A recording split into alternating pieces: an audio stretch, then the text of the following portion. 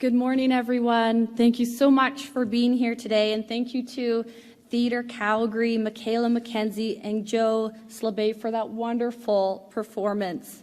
I'm Chantelle de Jonge. I'm the MLA for Chestermere-Strathmore. And before we begin, I want to acknowledge that Calgary is on Treaty 7 territory, home to the Blackfoot Confederacy of the Siksika, Kainai, and Piikani, as well as the Tsuut'ina and the Stoney Nakoda nations of Bearspaw, Chiniki, and Wesley. This area also has deep importance to the people of the Métis Nation of Alberta, Region 3. This morning, I'm joined by the Honourable Premier Danielle Smith and the Honourable Tanya Fir, Minister of Arts, Culture, and the Status of Women. We are also joined by Alex Sarian, President and CEO of Arts Commons, and Stafford Arima, Artistic Director. It is so wonderful to be here at the Max Bell Theatre at the Arts Commons this morning for this announcement. I would now like to invite the Honourable Premier Danielle Smith to the podium to kick us off this morning.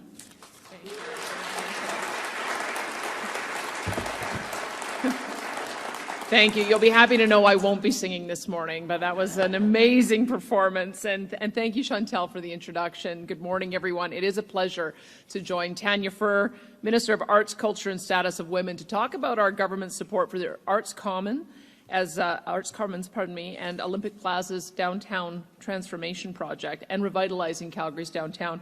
I also want to acknowledge Calgary Lougheed MLA Eric Bouchard, the Honourable Lois Mitchell, former Lieutenant Governor of Alberta, Ori Crowfoot, who is the Chief, of course, of Siksika Nation, Calgary Councillors Andre Chabot and Dan McLean, and of course, Alex Sarian, President and CEO of Arts Commons. I keep saying Arts Commons. Thank you, Alex, for your leadership vision and most of all for your tenacity. Alex joined the Arts Commons just as the pandemic was unfolding. Against great odds and with the help of a dedicated team, he kept the doors open despite restrictions that limited the number of people who could attend productions. We've all heard the saying, the show must go on, and boy has it ever. Today, the Arts Commons is very much alive and well, bringing incredible music, theatre productions, dance, and other artistic performances to packed houses. It is an undisputed part of Calgary's identity, and we want to ensure the show continues to go on, bigger and better than ever. That's why we're investing $103 million over the next 7 years to transform the Arts Commons, Western Canada's largest arts centre, along with Olympic Plaza, a historic and much beloved fixture of Calgary's downtown core. We're investing in the revitalization of both spaces, but the transformation brings rewards that go well beyond the two physical sites. This project will benefit artists and audiences and ice skaters, to be sure, but it will also create an even more vibrant downtown, attracting families, tourists, and arts lovers of all stripes. Theatre Calgary's current production is As You Like It, a play by Shakespeare with music by the Beatles, and I think that encapsulates quite perfectly the diversity of the Calgary art scene and the creativity that lives here.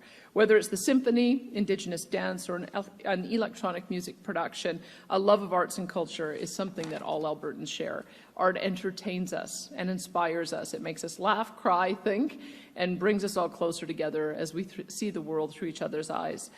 Art enriches all of us, and I'm proud of our government's support of Alberta's art scene and this transformation project. And I'm excited for a new generation of Calgarians, Albertans, and visitors from around the world who will experience the magic of Arts Commons and Olympic Plaza for many decades to come.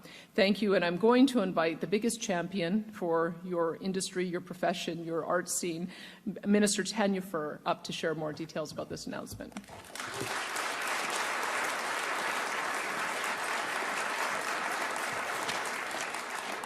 Well, hello everyone, good morning, and thank you, Premier Smith, for this incredible announcement.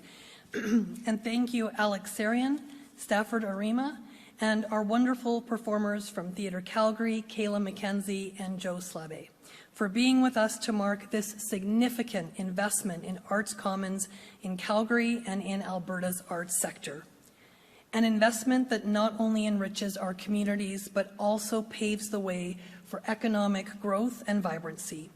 As Alberta's Minister of Arts, Culture, and Status of Women, I am proud our government continues to support Alberta's arts sector which plays a significant role in enhancing the quality of life for all Albertans and continuing to contribute to Alberta's economy. Budget 2024 is a responsible plan to support communities and continue to build Alberta's competitive advantage. It is also a commitment to supporting the enrichments that arts brings to our society.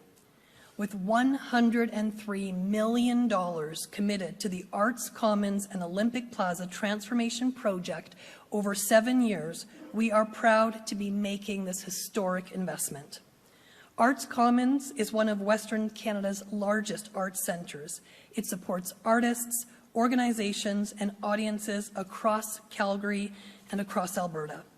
And this project will take this cultural site and enhance its impact even more, drawing more visitors and creating more opportunities for Albertans to experience, participate, and learn about Alberta's vibrant arts scene. I am truly blessed and honored to be the Minister for Arts, Culture, and Status of Women because I get to work with Alberta's incredible artists and art organizations. Art is transformative, whether it is through a canvas, a stage play, traditional beadwork, a guitar solo, or through dance. Art invites us to explore a world beyond our imagination. Through art, we learn more about ourselves and our place in this world. It provides an outlet for self-expression, and it helps us to understand others. From school-aged children to adults and seniors, art is a platform for all Albertans that fosters a sense of belonging and community. It's about giving everyone the opportunity to unleash their creativity, to share their stories, and to celebrate the rich tapestry of our cultural heritage. Through investments like the Arts Commons and Olympic Plaza transformation project, we demonstrate our commitment to ensuring that art is accessible to all Albertans. As creators, as professionals, and as an audience, art is for everyone. Arts Commons is a hub of creativity, a home for artists, and a beacon of cultural expression. I remember being here at the Olympic Plaza this past summer for a party in the Plaza. That was one of the first times I got to meet Alex. And I remember dancing and singing along with Heather Campbell to Cardinal Official. And let's just say Heather sung and danced way better than me, but she made me feel like I was a performer. So thanks, Heather. I also have, where is she? Hi, Heather. And I also remember coming to Theatre Calgary so many times as a devoted high school drama student and just opening my eyes to the amazing world of live theatre. Those are vivid memories for me. So this is incredibly meaningful to the people of Calgary and Alberta as a whole, because although Arts Commons is located here in Calgary, it's for all Albertans. With this transformation project, we are supporting Arts Commons to expand its physical footprint and impact, making it one of the largest indoor and outdoor arts-focused spaces in Canada. We're also supporting our economy. Over the course of the project, it is anticipated it will create almost 3,500 full-time construction jobs and add $424 million in GDP to the provincial economy. Such a large investment is a testament to our government's commitment to raising the profile of Alberta's remarkable artists, strengthening our culture, diversifying our economy, and building vibrant communities. This investment also supports Calgary's revitalization strategy for the downtown core and plays a key role in ensuring Calgary continues to be one of the world's most livable cities for generations to come.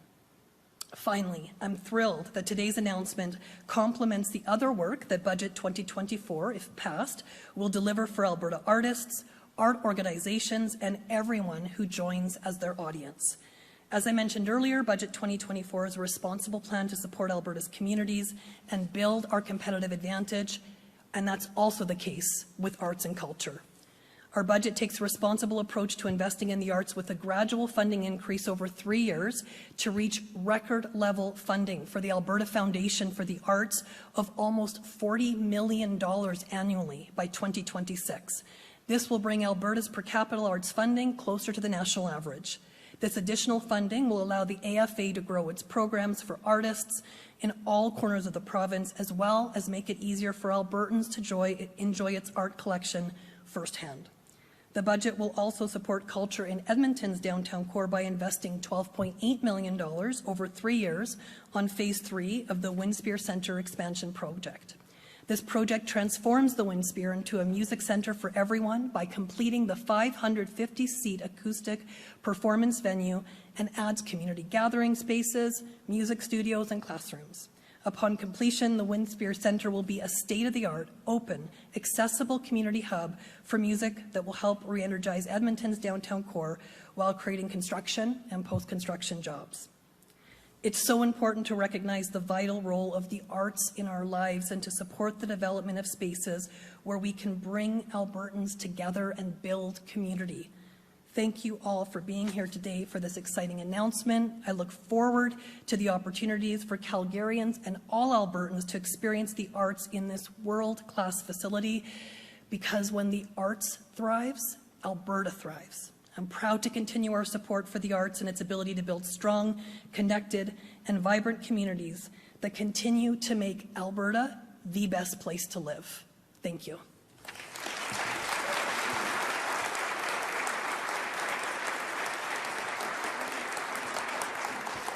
Thank you so much, Premier Danielle Smith and Minister Fir. What an incredible announcement. I know just how important the arts are to our communities and how much this announcement means to the people of Calgary and the entire province, so thank you.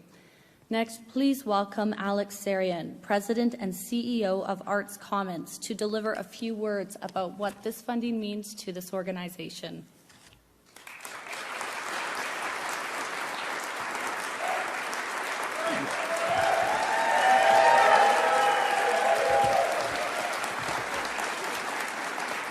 I told you all to do that. Thank you. I have to look over here for a minute. On behalf of the Arts Commons Board of Directors, chaired by the wonderful David Smith, I'd like to welcome you all to the beautiful Max Bell Theatre at Arts Commons. I know it's been mentioned, but the production behind us goes through Sunday As You Like It, presented by Theatre Calgary, and I'd like to give an amazing shout out to Pam Johnson, who's the set designer, another amazing artist who was supported and employed for the creation of the beautiful artwork we see behind us. I am a very firm believer that with every big milestone comes the responsibility to reflect on where we come from and an even bigger opportunity to define where it is that we want to go. 40 years ago, as the city of Calgary was boldly preparing itself to host the 1990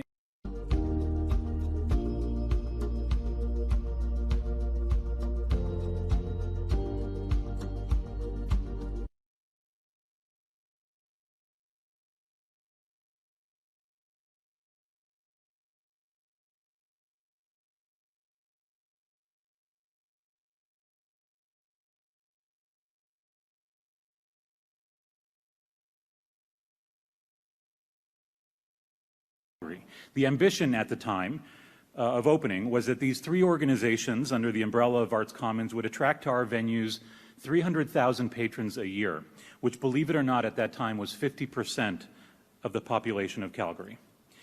As if that wasn't ambitious enough, Calgarians showed up in droves, and within a year of our opening, this center was operating at near capacity. Fast forward to 2010. The population of Calgary has doubled to 1.2 million people, and Arts Commons now served as a home to 6 resident companies.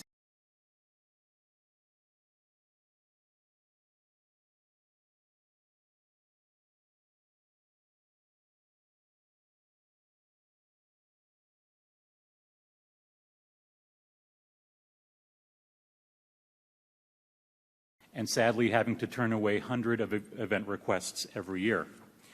But something else of note happened in 2010. The government of Alberta challenge to determine what the future of the arts could look like in a city that was growing as fast as ours was. Today, all these years later, we have an answer that is just as bold as the challenge itself. The Arts Commons Transformation Project, which includes the creation of new facilities, the modernization of this complex, and as of June of last year, the incorporation of a reimagined Olympic Plaza, is the single largest cultural infrastructure project this country has ever seen. When completed, this indoor-outdoor campus won't just welcome over 1 million people a year to our city's downtown core. It will be the physical manifestation of our commitment to making cultural experiences an essential aspect of life in Calgary and Alberta. By providing local arts organizations with a home where economies of scale and shared services become pillars of financial sustainability, we will expand on our commitment to elevating and celebrating our growing arts community.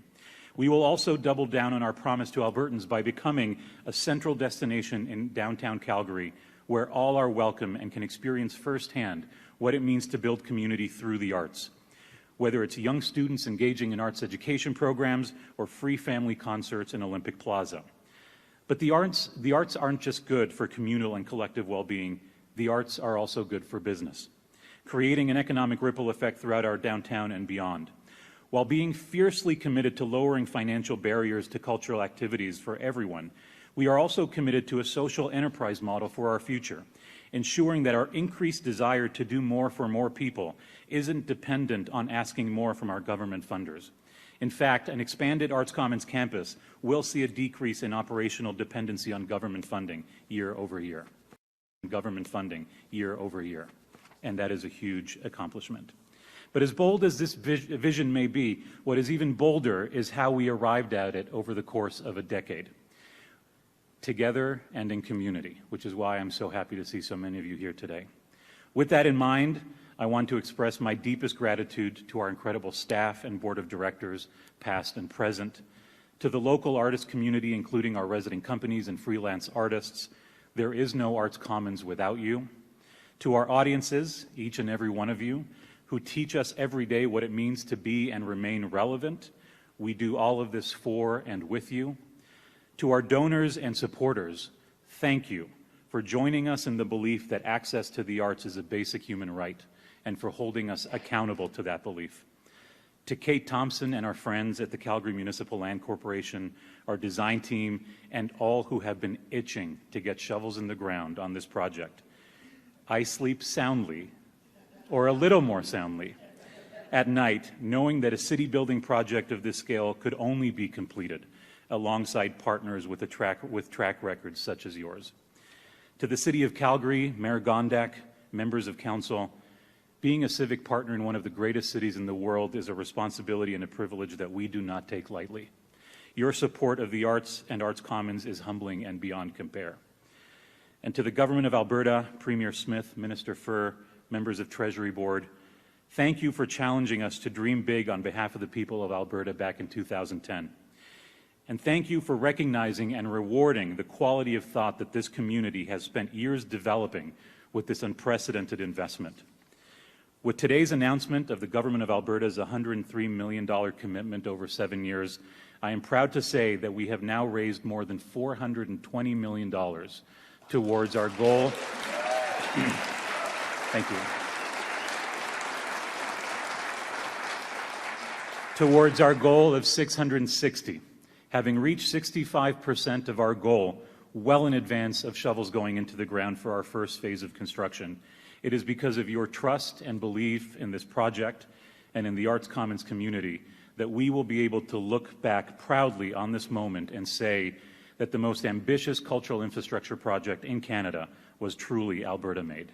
Thank you so much for joining us today.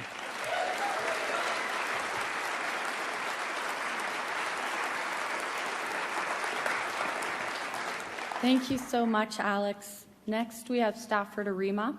Stafford is the Artistic Director at Theatre Calgary. Please welcome him to the stage.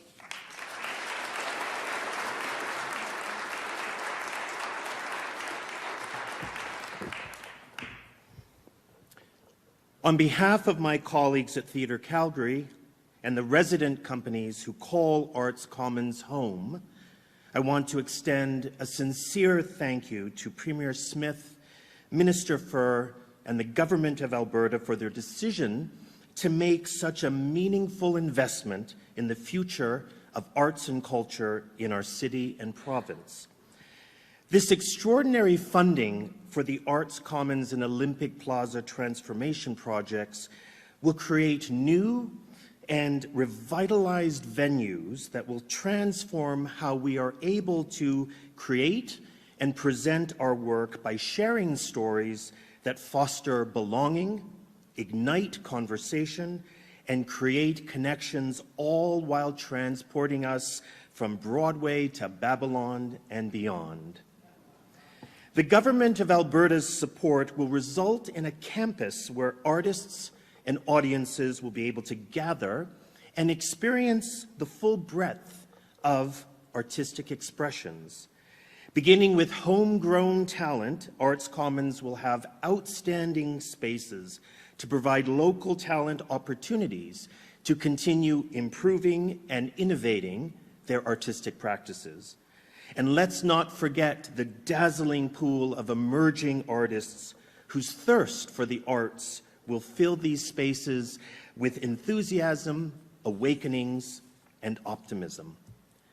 The Arts Commons and Olympic Plaza transformation projects will expand our ability to attract and retain talent, both on stage and off, that will play an important role in inspiring the development of an entrepreneurial creative economy.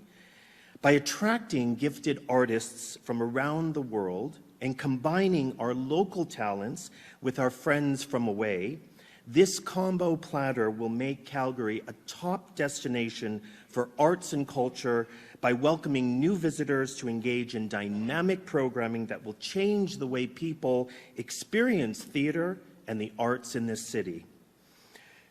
I must say that it's really a privilege to be a part of this landscape of arts within Calgary. I've always felt that art does not only exist to entertain, but to engage, educate, and enlighten.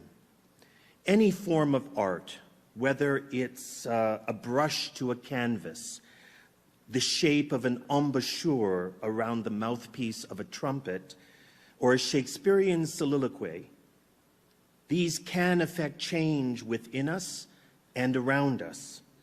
And at Theatre Calgary, we are deeply excited to be active participants in the revitalization and the transformation of Calgary's downtown core. We are uniquely designed to contribute to the individual and collective well-being of our community by amplifying our theatrical energy to our audiences, to our partners, and to our communities. Thank you.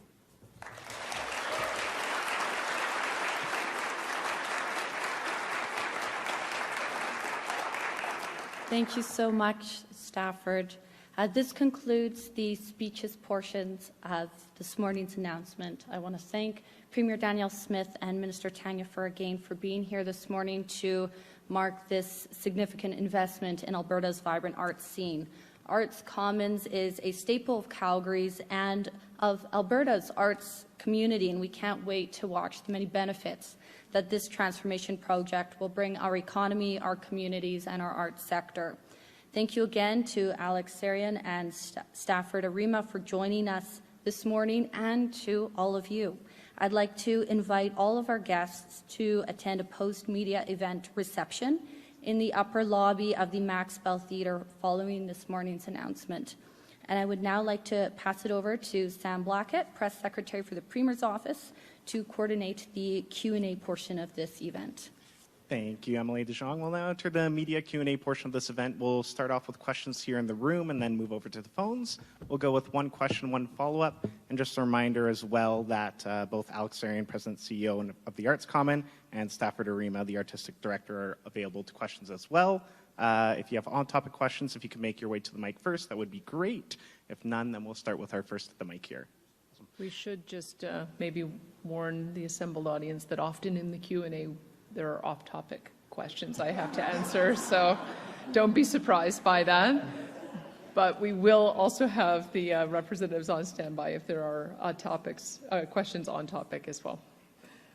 Good. Aaron with Live Wire Calgary, and this is definitely an on-topic question. Question for Alex and Minister Fir, please. Beautiful.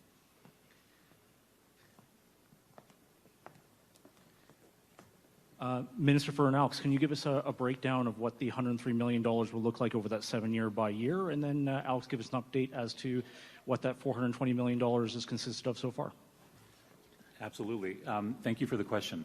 So to answer your second one, the $420 million, which is slightly above that, is made up mostly of municipal funds that have been already announced over the past 3 to 5 years. We do have a private sector campaign that we are in the quiet phase of right now, so you'll see a little bit of that.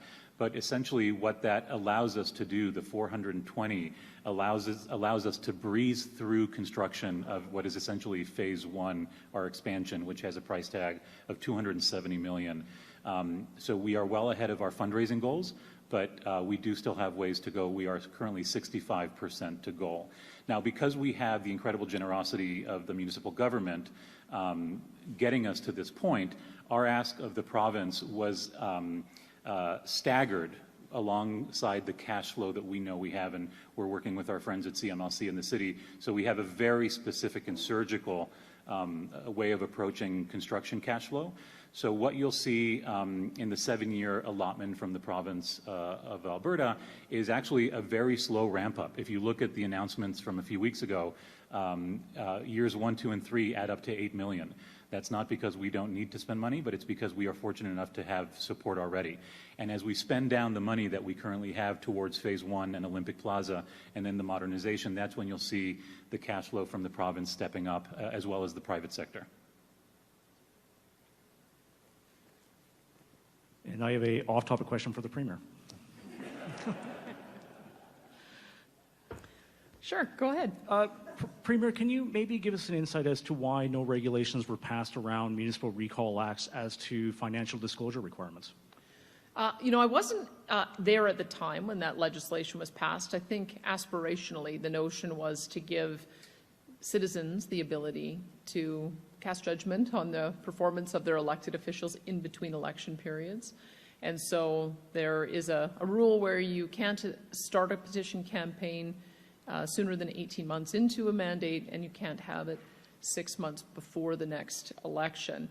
But as we're watching it be enacted in a number of different municipalities, the minister is looking at ways in which we can build a little more rigor around the process, a few more rules around it. We don't want to make any changes while there are active recall campaigns going on, but it's when you use a piece of legislation that you sometimes identify some of the issues associated with that. So the minister had already embarked on looking at ways in which he might modify, but we'll wait until these processes play themselves out before we propose any additional changes. Hey, Tim Brooks, CTV. I guess I'll stay on that topic then.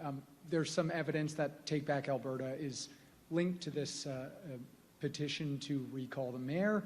Just wondering, what do you think about certain groups like TBA trying to get their fingers in everything from school board elections to provincial elections? Well, first of all, I think it's not true. I think that there have been allegations, and then when the individuals who were on that list were contacted, many of them said they had nothing to do with it. In fact, it is an independent citizen. I had asked my administration at my party to see whether or not he was a member of our party or any of the legacy parties or had ever given money to our organization, and the answer appears to be no. And from his own comments, he's demonstrated that he wants this to be a strictly local issue, and so I'm going to stay out of it and just allow the process to play out. My second question, we've talked about this in the past. I just want to know, as of today, what is your current relationship with David Parker? You know, he's been a friend. I told him that I think he's stepped over the line on a number of his recent posts, and that he should go off Twitter for a while to be able to recalibrate. So he knows that's my feelings. Thanks, Tim. Scott Strasser from Post Media Calgary. Questions for Alex Sarian. So I guess on topic. You sure you don't want me answering?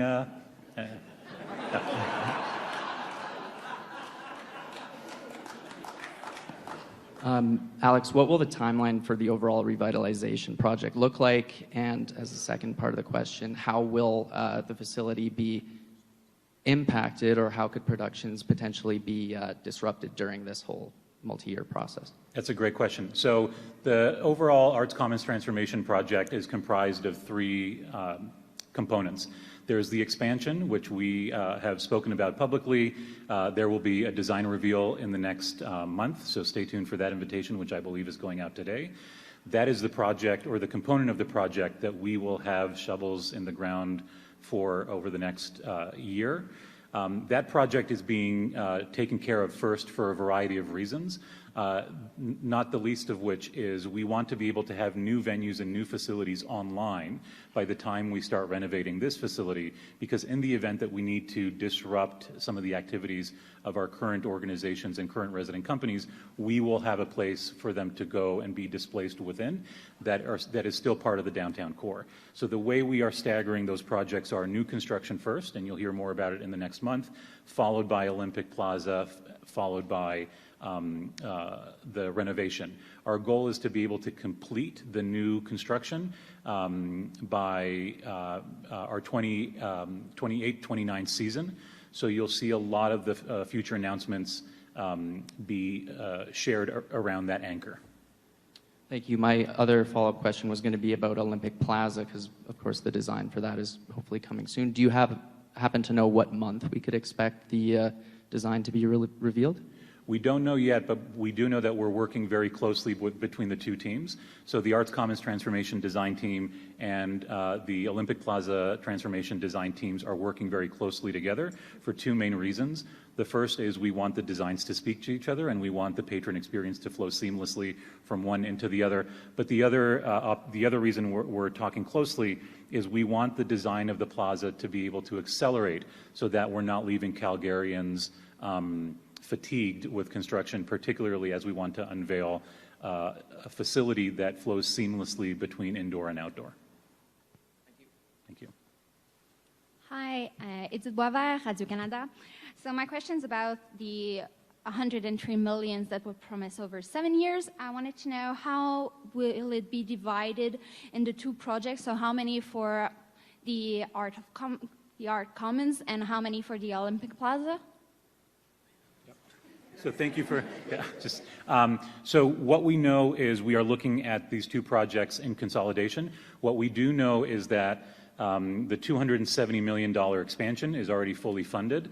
We know that there's a control budget for Olympic Plaza of $68 million, and we know that we are working towards a similar budget of around $272 million for the renovation. So when you bring all of those two things together and we have a cash flow for expenses, in the order that I just answered the previous question, we have mapped out our expenses for the entirety of the project in that order, and that's the cash flow that we provided in our submission to the province as part of Budget 24. Which is why you'll see very little, actually $8 million in years 1, 2, and 3, and then the bulk of the $103 million comes in years 4, 5, 6, 7 as we move into the other phases of construction. Okay, so we don't know how much for the plaza and how much for the Art Commons, really? Not at this point. Okay. We know that the $103 million will complete the plaza because with a control budget of $68 million and the municipal government has already allocated $40 towards it, we know that $103 now gets us beyond the goal of the plaza, which is great news. And my follow-up might be more for Minister or Premier. You announced in the 2024 budget $7.8 or $0.9 million, $7.8 million over 3 years for the Art Common transformation. So how is that breaking into this $103 million? Could you repeat that again? You already announced in the 2024 budget that it would be $7.8 million over 3 years for the Art Common transformation, and now you're announcing $103 million over 7 years. So how this $7.8 million is going into that? Yeah, no, I can simply answer that. When we do our budgets, we do them for the next 3 years out. So what's announced and part of this budget is for the next 3 years, and then the subsequent funding will be in the following years. So it's part of the 103? Overall, the 103 over 7 years, correct. Thank you. Hi, Sean Polzer, Western Standard. This question is for the Premier. You spent the last week in Texas at Sarah Week, and I know you've been taking this message around to the World Petroleum Congress and to Dubai. Do you have any additional insights that maybe you could offer about what the experience was like and maybe how that message is being received? Well, one of the things I'd say is I came to the conclusion that Alberta absolutely has to go to these international conferences to tell the Alberta story. It's a bit surprising how little the Americans remember and know about Canada. Maybe part of it is that the majors have been exiting our market over the last short while, and ConocoPhillips seems to be the only major that has significant operations cross-border, but that means that we have to do the extra effort to make sure that the Americans know that we're here. So I reminded them that we have 170 billion barrels of validated reserves, which is 5 times more than their entire country. I reminded them that we have 200 trillion cubic feet of gas, which is essentially inexhaustible. It is such a rich resource. I let them know that we have among the best pore space on the planet, that we, in theory, could sequester all of the carbon dioxide emissions produced by man so far, and that we're right here, and we're friends, and we want to double our production, because the Americans have retooled all of their refineries in the Gulf Coast to be able to accept a heavier grade of crude. And they could look at Iran, or they could look at Venezuela, or they could look at us, which already has the pipeline infrastructure to be able to get there. So those were the messages that I wanted to make sure that the Americans knew, in addition to the fact that we already give more through export to America than Saudi Arabia, Mexico, and Iraq combined, and that the Canadian-American production now exceeds OPEC. And so that allows for us to not only be the best barrel, because it'll be the lowest emission barrel, but also be able to address energy security and energy affordability. So I think I'll be going back, but those are the messages that I take when I go international. My follow-up.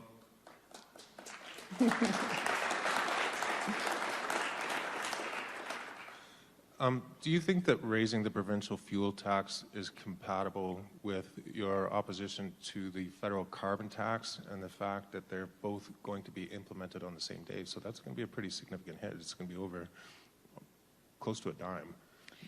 Well, one thing I would say is that we have a fuel tax that adjusts with the price at the pump. And I wish the federal government would do the same thing. Theirs just keeps going up. Ours, on the other hand, when WTI hits $90 a barrel again, ours will be coming completely off. We're in a moment now where we've seen some instability in the price of WTI. And my number one commitment to Albertans was that we would run a balanced budget. So keep in mind, our fuel tax brings in about $1.2 billion in a year. And our surplus projected right now, if oil prices average 74 throughout the year, our surplus will only be $367 million. So my finance minister had to make the judgment that we'll keep the program as it is, which determines what the fuel tax will be on the 15th of the month prior to, so that we can give the retailers enough notice. And when we looked at the 15th of this month and the previous 20-day trading period, it had trended below $80 a barrel. So that being said, we'll reassess it in June, and if WTI continues to increase, then we'll be able to reduce the fuel tax. We also use our fuel tax for roads. That's the other part, is that there's sort of an implicit understanding that when people use the roads, they should pay a portion of the cost so that we can continue to repair them. It's part of the reason we brought in an electric vehicle tax as well this year, to create that kind of parity. So it's about $200. I've been told by the Tesla drivers that it's actually pretty reasonable, that they would pay more if they were doing if they had a fuel tax to pay. So that's the thinking that we have. But the real problem is the federal government is continuing to just add punitive taxes onto people without any thought of where those dollars are going. We also know that the amount of rebate that people get is actually higher, or the amount of rebate is actually lower than the amount of cost people pay, and that's where the real problem comes in. I think people understand that the idea of user fees, that you've got to pay for the services that you use, but the carbon tax, unfortunately, is just punitive. Thanks, Sean. Thank you. Thank you. And we're going to go to the phone lines now. We have time for 2 more questions. Operator, could you put through our first caller, please? Julia Wong, CBC. Hi, this is a question for the Premier. We've spoken with two families whose loved ones were in hospital, then were taken to hotels in Leduc by Contentment Social Services, and they've expressed concern about the level of care that their loved ones have received. I listened to your comments in QP yesterday, and I'm just hoping you can clarify, yes or no, do you believe it is acceptable if patients with high care needs are moved to stay in hotels after being discharged from hospital? Look, we've got a problem with this service provider. Contentment, which we're just beginning to learn a little bit more about. They've not been contracted with us. We don't pay them any money, and so we don't really know much about them. But what we've discovered over the last few days is that they used to have rental housing, and because of a variety of factors, it sounds like they had a pest management problem, they moved their clients to hotel rooms. And they are a housing provider who is supposed to be providing housing as well as meals. And from what we can tell, they're just simply not delivering the level of service that we think is adequate for high needs patients and high needs individuals. So my understanding of what occurred and what occurs with the HS process is they determine when somebody's ready for discharge. And then there's a number of different service providers that assist with some of the high needs individuals who now need to seek housing options. And this one's not adequate. So we have had my Seniors, Community and Social Services Minister step in. There were unpaid bills that had to be paid. There's issues of making sure that there's nutritious food that has to be addressed as well. And we'll be working with each individual to make sure that they are with a more appropriate care agency. So, I'm grateful the family came forward with this particular case because there's about 39 others that we just need to now make sure that they're being appropriately housed. Not everybody is as high needs as the individual who's been in the paper. Some have home care services. Some are happy with the living arrangements that they have. But we have to make sure that every person who requires a higher standard of care is taken care of. So I think the minister said yesterday that contentment will not be on anyone's list of providers, and we have a little bit more work to do to make sure that there aren't anyone else in this situation. This is part of the reason we're doing the healthcare refocusing, is this was all happening in the past, because remember, this case emerged prior to our announcement last week. Without the involvement of Seniors, Community and Social Services, which does a great job of making sure that we can vet these providers and provide a high quality of care. We actually are concerned there might be other operators like this. And so my minister has asked if I can just give an information line. There is a family violence information line that we have that helps to deal with elder abuse and other instances where an individual is not being treated well. It's 310-1818, 310-1818. And if there are other families experiencing this, we want to solve it. That's the whole point. No one goes into these kinds of care agencies wanting to cause harm. And so if there are substandard facilities, then we have to address it, and we want to address it. So I would encourage anyone to make sure that they call that line so that we can investigate if there are other instances where substandard care is being delivered. And my follow-up to you is, you said that if there are substandard facilities, we have to address it, and you were also expressing some concern about this particular provider. A health law expert that we spoke to says the buck stops with the provincial government when it comes to this particular issue. So will the province be taking on a stronger regulatory role when it comes to these nonprofits, these social services agencies, such as licensing or inspections, especially because we know these patients may be vulnerable in dealing with mental health, substance abuse, and homelessness? Absolutely. That is what the Seniors, Community and Social Services Minister is working on right now.